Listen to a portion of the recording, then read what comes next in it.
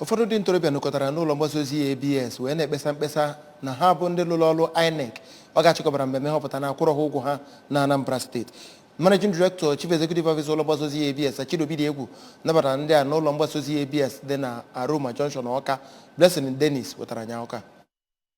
Evidence of work done. Evidence of work done. Ndị otu ad hoc staff nke kwuru na ndị INEC steeti a akwụbere ha ụgwọ nke ntụliaka emere na February 25 na March ha rụrụ ọrụ ka ọ na-ekwuchitelu ndị otu ahụ na-agagharị ngagharị iwe ka Maazị Okika Collins kwuru na akwụbere ha ụgwọ ọnwa kwunwe na ngagharị iwe nke ha gara na INEC Resident Commissioner bụ